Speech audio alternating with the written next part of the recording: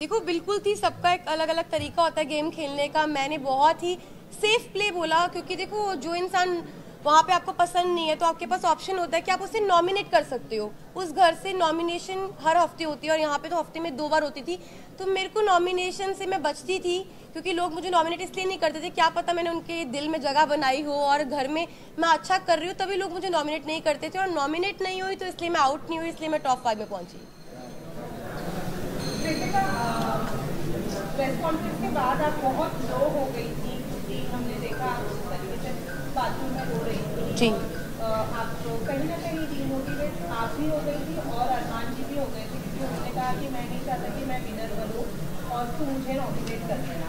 ये लोनेस क्यों? क्योंकि आप लोगों ने कहीं ना कहीं एक्सेप्ट कर लिया है कि हमारा रिलेशनशिप है, सब अच्छा है, तो फिर क्यों इतना लो फील किया? देखो सबसे पहले तो जितने भी लोग हैं मैं सबको ये बोलना चाहती हूँ कि हम तीनों बिल्कुल भी सपोर्ट नहीं करते पॉलीगैमी को।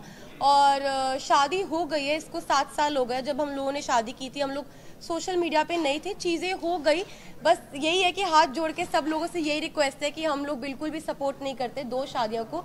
और उस टाइम पे जब मैं बिग बॉस के घर में थी तो ऑलमोस्ट मुझे 35 डेज हो चुके थे। 35 दिन से अपनी फैमिली से दूर थी, पायल से दूर थी, अपने बच्चों की कोई खबर नहीं थी।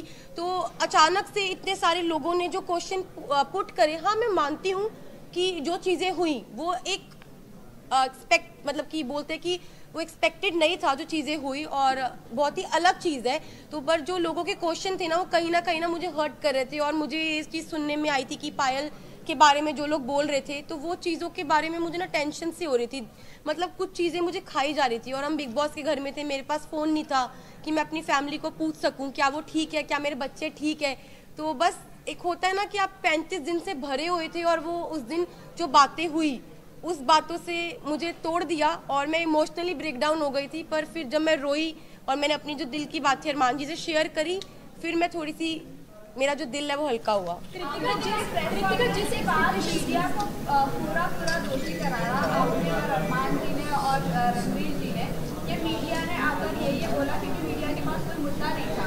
बाहर बैठे बैठे अगर पायल कॉन्ट्रोवर्सी क्रिएट कर रही है खुद ही कि वो डिवोर्स करेगी नहीं करेगी ऐसा वैसा,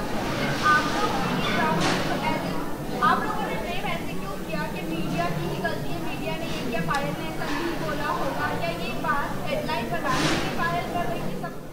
तो देखो अभी तक मेरे को फ़ोन नहीं मिला है, मैं डायरेक्ट घर से आई हूँ। अभी तक मैंने फ़ोन यूज़ नहीं करा। जिस टाइम मैं घर पे थी तो मुझे जो चीज़ पता चली, क्योंकि देखो मैंने घर में ये चीज़ सुनी नहीं थी, ना मैंने देखी, ना अपनी आंखों से देखी, ना अपने कानों से सुनी कि पायल क्या बोल रही है। तो मेरे को एक कहीं ना कहीं अरमान जी को, रणवीर जी, सबको ये लग रहा था कि हो सकता है कि कोई मेरे को फॉल्स स्टेटमेंट दी हो या कोई बात को घुमाया गया हो, क्योंकि जब तक इंसान अपनी आंखों से नहीं देखता, अपने कानों से नहीं सुनता, वो विश्वास नहीं कर सकता।